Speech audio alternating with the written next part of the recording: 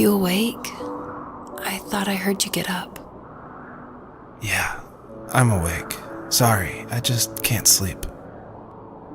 Are you thinking about him? Yeah, a bit. Usually get back to sleep, my love. I'm fine. No, it's okay. What else is on your mind? I don't know, it seems weird, but I had one of the most vivid dreams of my life. I saw a fox on a snowy mountain, just looking confused and worried. Those eyes, I can't get those eyes out of my head. She was running in the windy snow, looking for something. Do you think it has to do with you and what's been going on? I don't know. It was just a dream, Rachel. They're not meant to make sense. A lot's happened the past couple days, that's all. Well, if you're not going to sleep anyway, you should tell me. I want to hear. All right.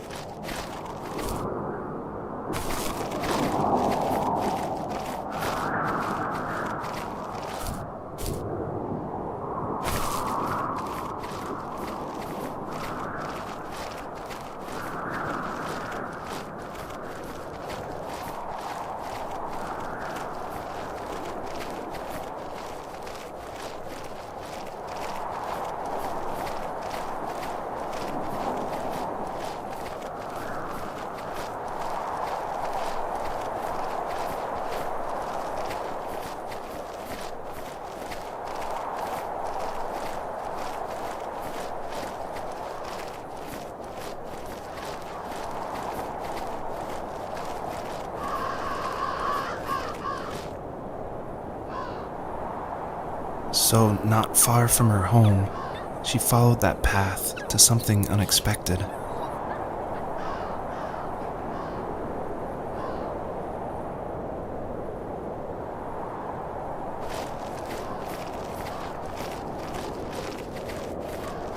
She couldn't stay, though.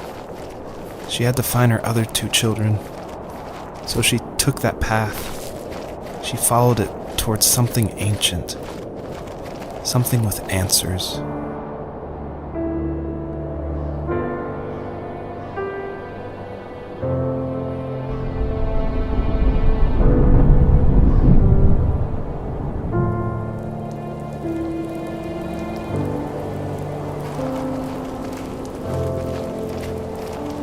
The fox looked high and low, searching for any sign of her cubs. Points of light showed the way to this ancient tree. It was as if each one had a story to tell, all their own. The land was trying to tell my story, too. I felt like I was right behind her the whole time.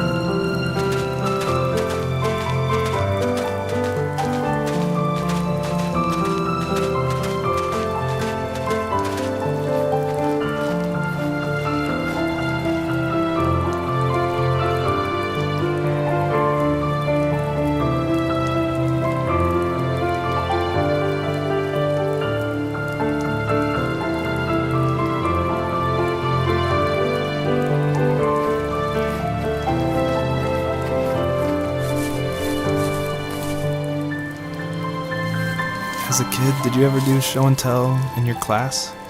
Yeah, I think I only did it once, when I was in the 4th grade. You know how my life was around then. I wanted to show my class what helped pass the time and distracted me, so I brought a dozen paper cranes I had made. I think I told everyone how badly I wanted to be a bird and fly, embarrassingly enough. Don't be embarrassed. Every kid wants to fly. For me, it was another toy from my dad, a wooden boat. I remember guarding it so carefully in my hands as I walked into class. When I sat down, a group of boys immediately made fun of it. They asked which trash can I found it in, or why an ugly log was my favorite toy. When I got up, I didn't even want to tell them my dad had carved it. I said it was a joke gift my friends had given me. Kids can be so cruel. Some of them are. I shouldn't have let them get to me, but it did. It's amazing we bounced back at all.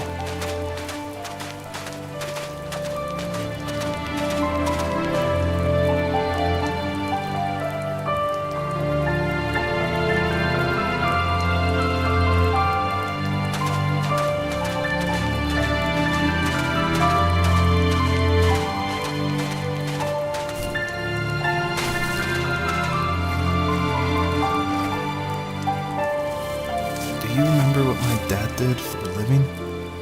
Wasn't he like a lumberjack? That's one way of putting it. If wood was a canvas, then a carving knife was his paintbrush.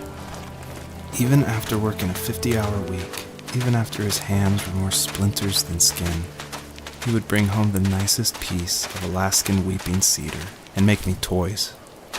That wooden train was the first toy I can remember, and I loved it. I just knew from a young age I was going to be a lumberjack, like my father.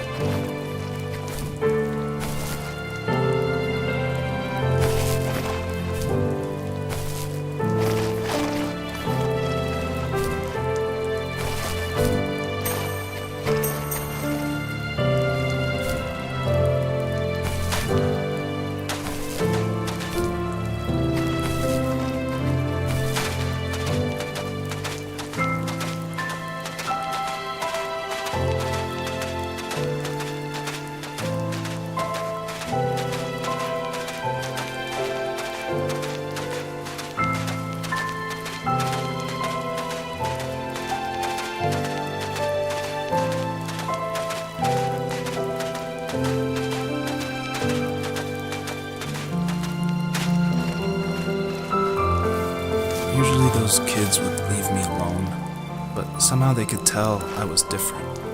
They made fun of how far away I lived. They called my dad a sourdough. I was a blabbermouth as a kid, telling my dad stories I made up for hours. But after that show and tell, I didn't tell him much anymore. He didn't know exactly what was wrong, but his best guess was that the toys he carved weren't cool enough. He carved me a tank and tried to tell me what it was like to be in a real tank as a serviceman. I didn't know your dad was in the military. Yeah, in the army. The sad thing is that I've pretty much forgotten until just now.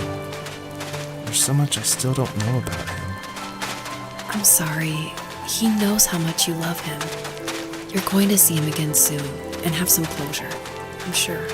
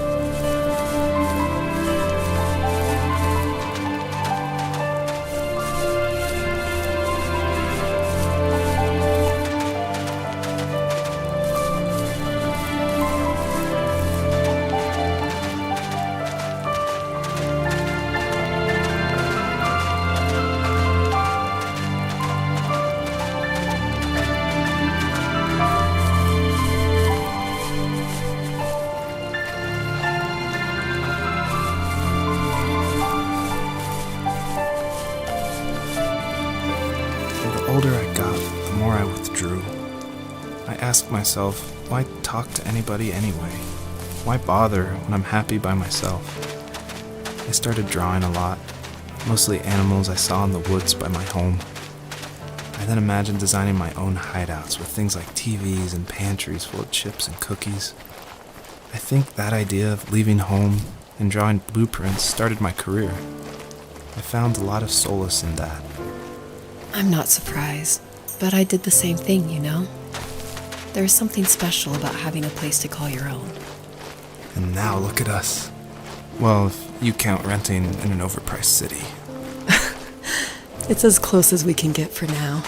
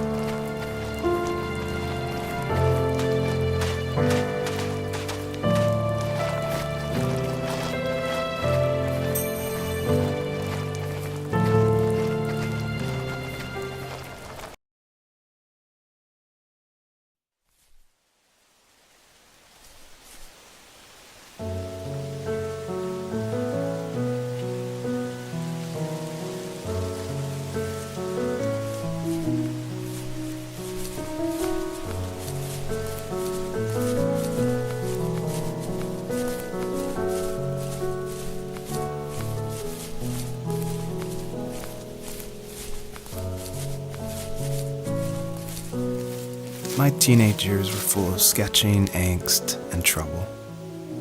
I wasn't popular or unpopular. Maybe just forgettable.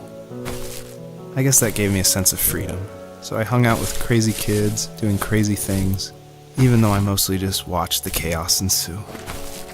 We did it all.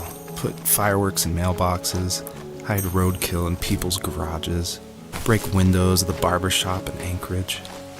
My dad was furious, but he was so busy working he couldn't do much to stop me from going out. I think being an adult means there's no one to stop you making hard decisions. He had to make a living, and he couldn't be in two places at once. Yeah, I realize that now. But at the time, I was sure he was more interested in growing his business than what was going on with me.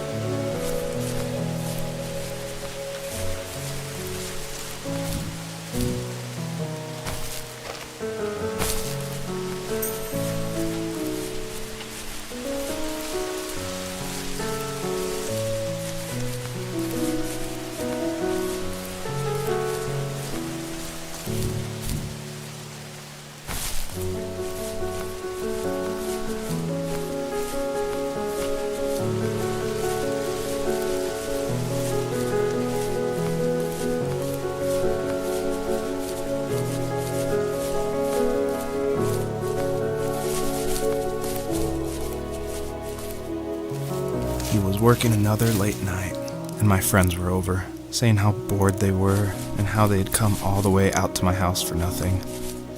One of them mentioned how that old, ugly beyond belief truck was still in the garage, and how we should take it for a spin. I was only 15, so I kind of fought it for a while. The next thing I knew, we were careening around the mountain path, rocks spitting onto the sides of the cliff, while my dad's cringeworthy bluegrass blared out the speakers. I drove while my friends were in the back of that yellow and purple truck, throwing beer bottles and trash at anything remotely interesting. Felt like I was soaring in the air with borrowed wings. But all good things have endings. A cop outside of Eagle River pulled us over after he saw us in a bottle rocket into someone's yard. What followed was a long night of talking to disappointed adults and feeling smaller than ever.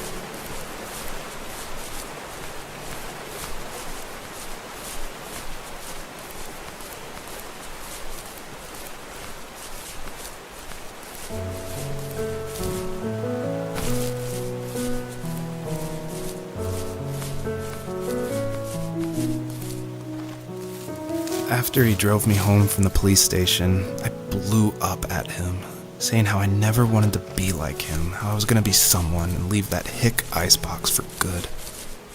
He just looked forward at the road with tired eyes. I took out that bluegrass tape from the cassette deck and chucked it out the window. In my sage teenage wisdom, I thought I had proved the ultimate point. But my dad had a different idea. He slammed the brakes, slowly bowed his head while gripping the steering wheel, and finally looked at me. All he said, like it was a polite request, was, "Make this right." I sat there in silence, fuming, but I eventually got out and combed every square inch of the woods, muttering profanity after profanity. I found it 30 minutes later, near a small waterfall off the road. I went back to the truck, put the wet tape back in, and sure enough it worked. We didn't speak another word to each other the rest of the night.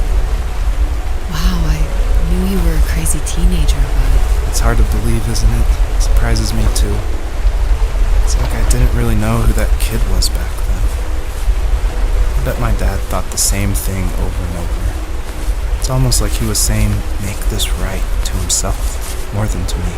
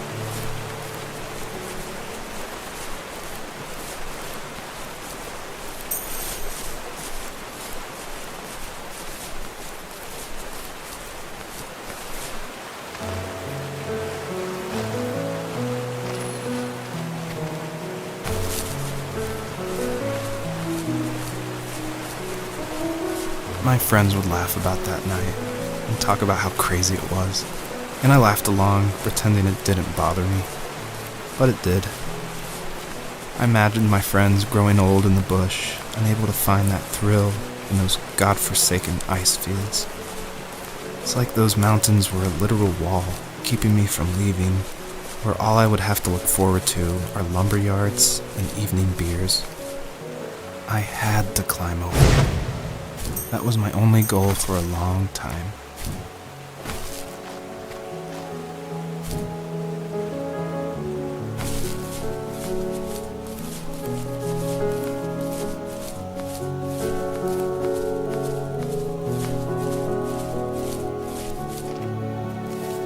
If there was some way I could take my love of drawing and turn it into a way of escape, nothing would make me happier.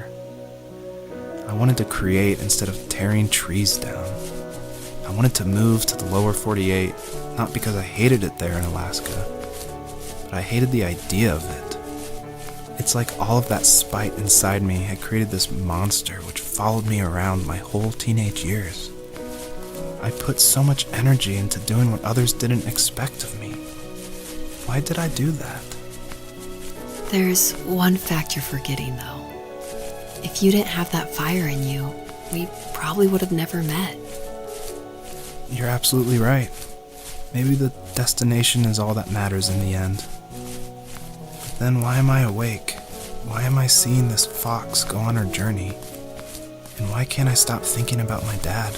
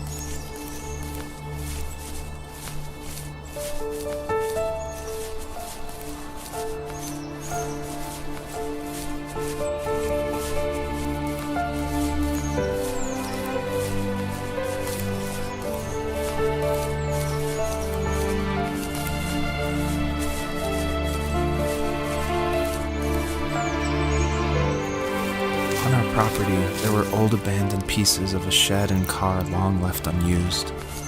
I used to ask him all the time who those people were that left all this junk, and I'm sure he got so tired of hearing it that he made up some elaborate stories how a brown bear ate them and haunted the woods afterwards. What's funny is I think it made those people seem more real. Growing up thinking they were still hanging out like they couldn't say goodbye. I used to tell my friends how I could swear I saw spirits move near the water, and that always freaked them out. I guess it didn't bother me, because the way I saw it, they were normal people with old cars and sheds, just trying to figure out how to survive and be happy in the middle of nowhere. It was a cool thought that they didn't want to leave, but I was a weird kid. Well, you had good company since those ghosts like living in a place where they were brutally devoured.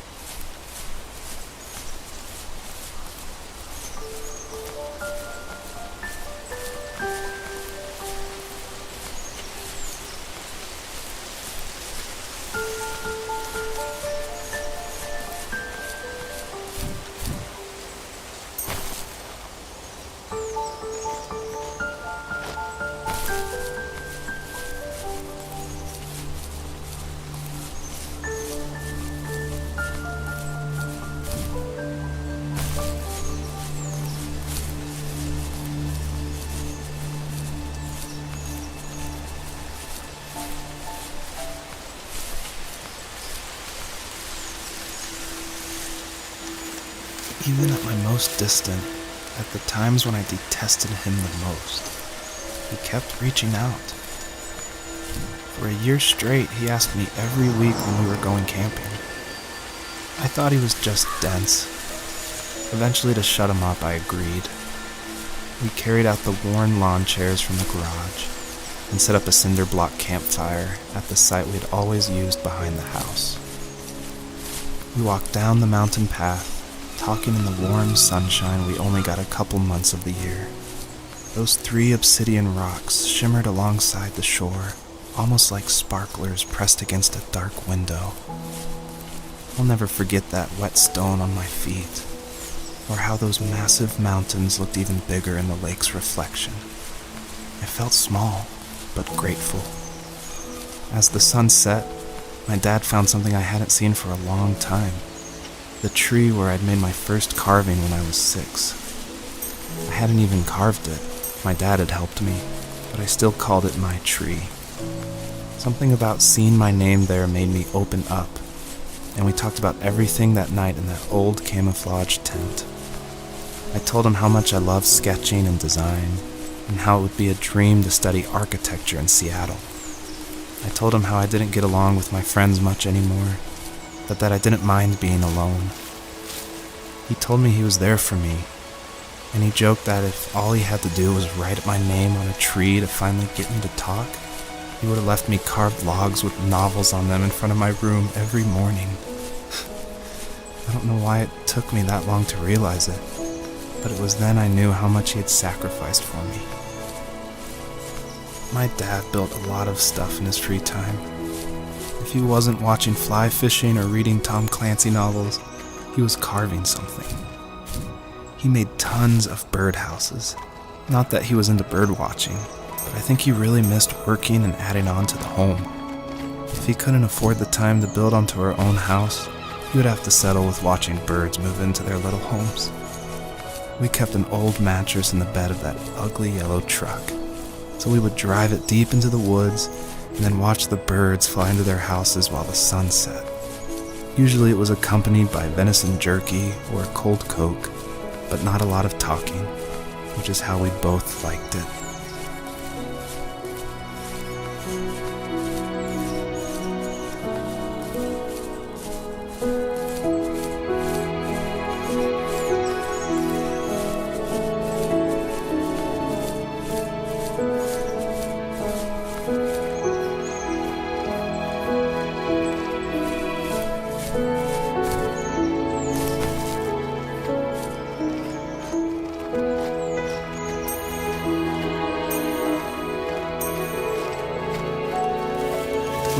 happiest underneath the evergreens. We decided it was time to finally map out the hundreds of acres we lived on just to pass the time during the summer. He was only free in the evenings, so I would spend the day wasting time on dial-up internet and sketching, and then we would rush into the woods, pen and map in hand, before evening fell. Sometimes, the aurora borealis would cast a cold green glow on the mountainside, and we would finish our route underneath a twilight sky. Sometimes I was lonely during those summer days, but there was comfort in the routine. A lot of teenagers aren't looking for the daily grind, though. There's nothing wrong with wanting to get out, to leave your childhood home. You wanted to progress, to make something of yourself. Yeah, you're right. That house. I'm sure it's the same as how I left it. But then why does it feel so different? I doubt you're the only adult to have looked back and asked that question.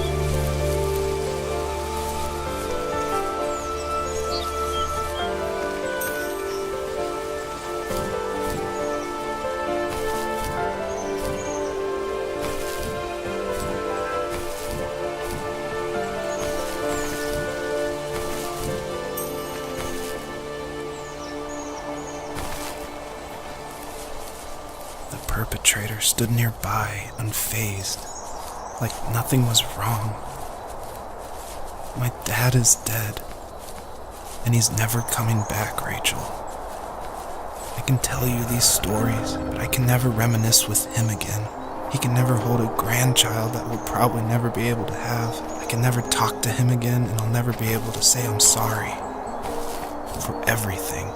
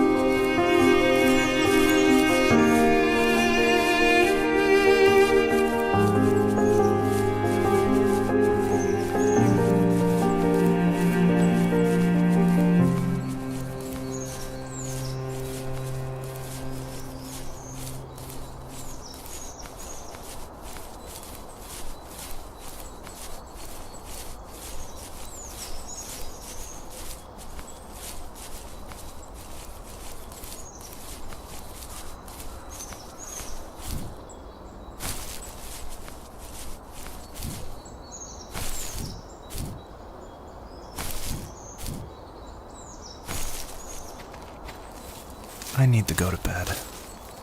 I just can't talk about this anymore. Good night.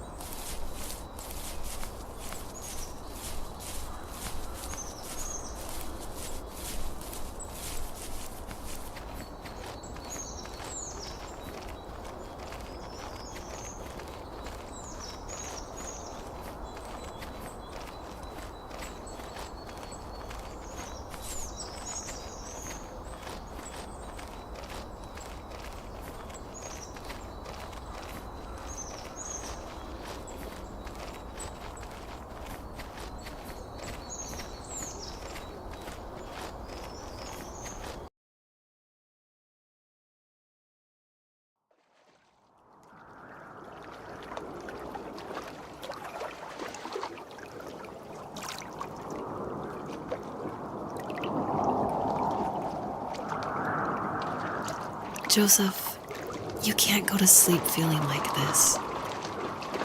I'm sorry for everything, and I know you need space, but I'm here for you. You don't need to feel so lost. Joseph, have I ever told you what my mother was like?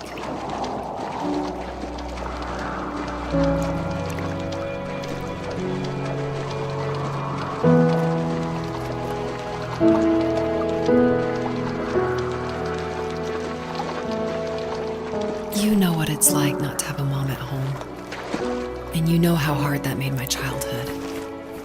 What helped me was watching the birds in the morning before the school bus came. I thought that my mother was one of those birds, and it made me want to be free like her. My mom taught me how to fold origami cranes while she was in the hospital.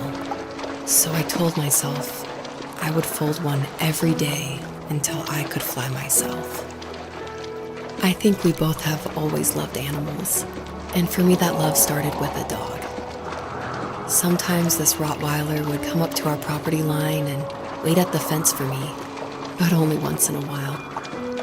I was sure to check every day immediately after school, and it usually ended in disappointment. I would even steal money from my passed out dad just so I could buy these off-brand dog biscuits. Even when she did stop by, she never went beyond the fence. Why was she so scared? I think my dad was the opposite of your dad in almost every way, except he was in the military as well. He coped with alcohol of every kind. The trailer started falling apart, he got angry, and I withdrew. More and more I became the weird, quiet kid who made lots of origami birds and carried dog biscuits around.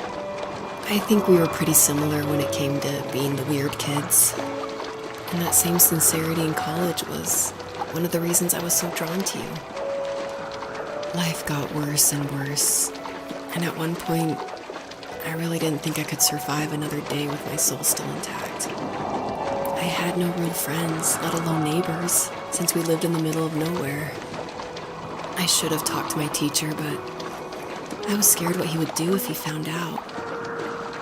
As I waited for the school bus one morning, I walked around until I found something in an abandoned shed. Something I can't put into words. You have strength, Joseph, and you're not as alone as you think.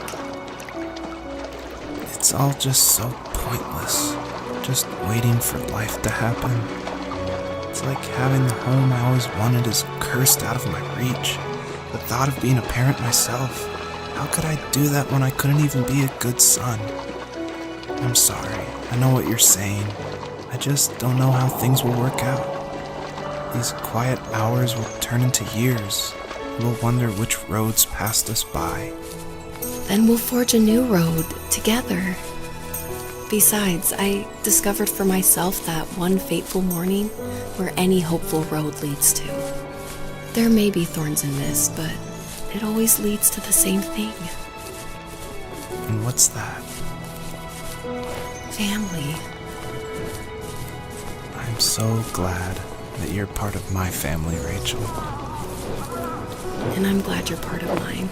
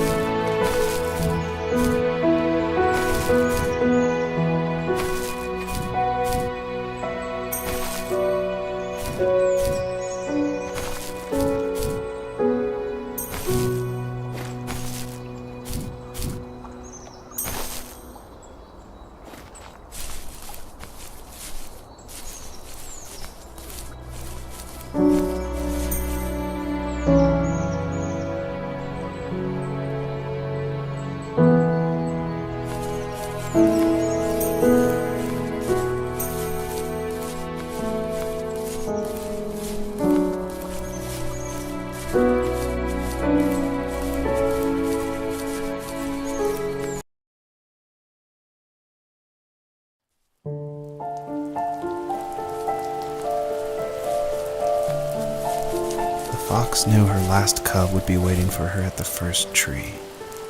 She was almost there. The rain cascaded onto the jade valley where the entrance to the tree was. Life was protected there, because that's where life began. It was now only a mother and a daughter left. Items from my life still dotted the ground as she moved closer to her destination and destiny.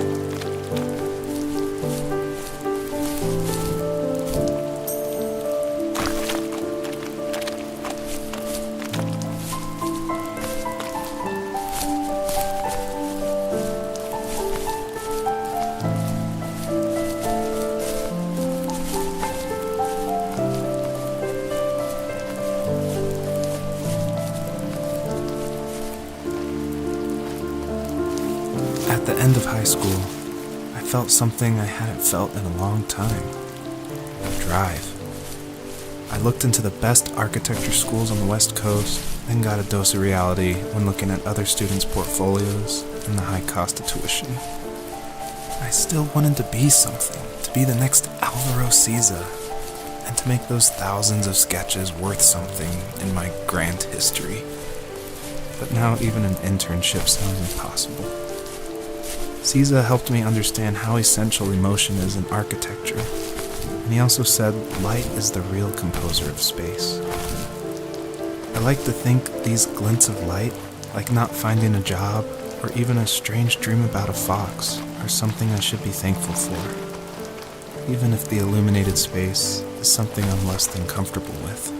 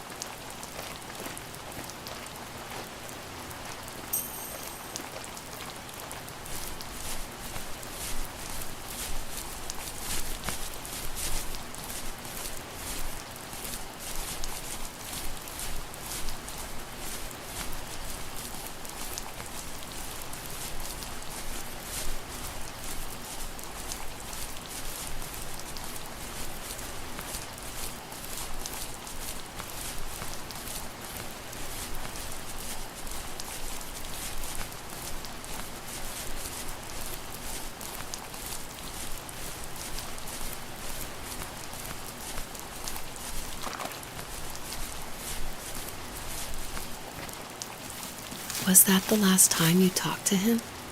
No, I called on holidays, and he would call on my birthday. I guess we acted like nothing ever happened, which was stupid. Didn't want to ask about his lumberyard, and I'm sure he didn't want to ask about my job search. I never went back and visited. I think the last conversation we had was about what movies we had seen and what exactly a best boy is in the credits. I thought he would be here so much longer.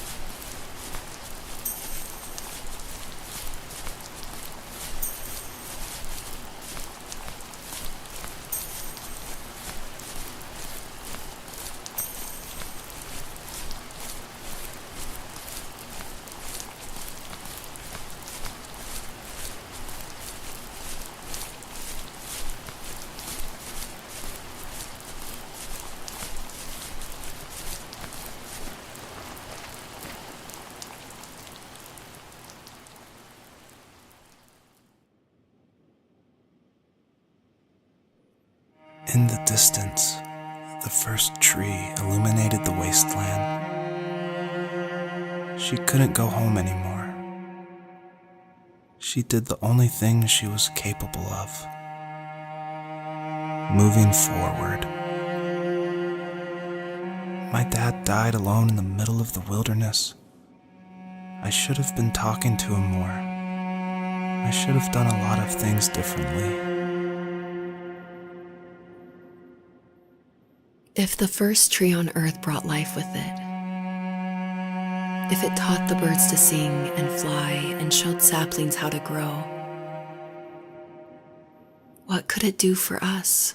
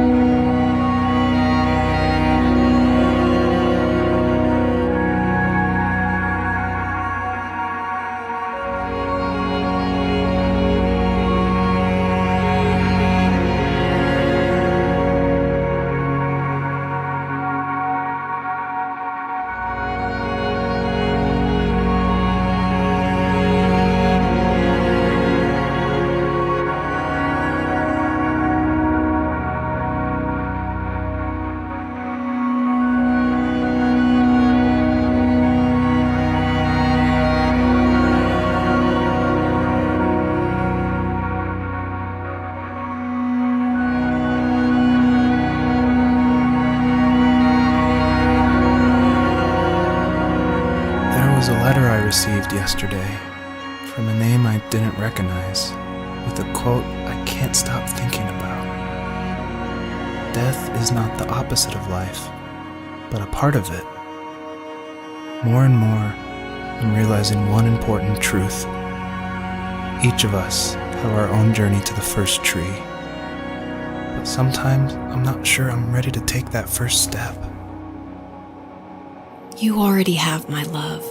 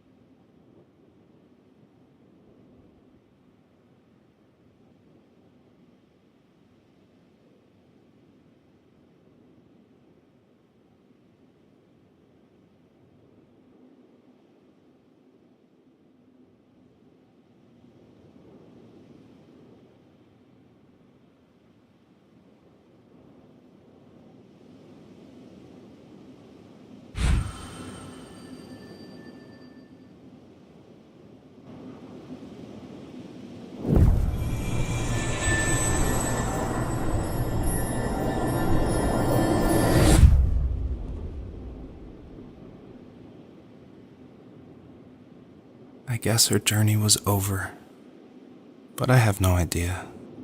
It was only a dream, a distraction from tomorrow. I don't think dreams normally bring back to memory so many important feelings. Maybe it was just a dream, but it was also a gift. Yeah, I suppose.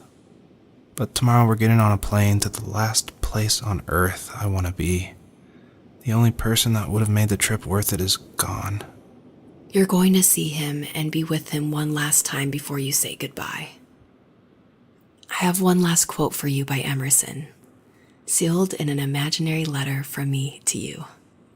It is the secret of the world that all things subsist and do not die, but only retire a little from sight and afterward return again. Go to sleep, my love.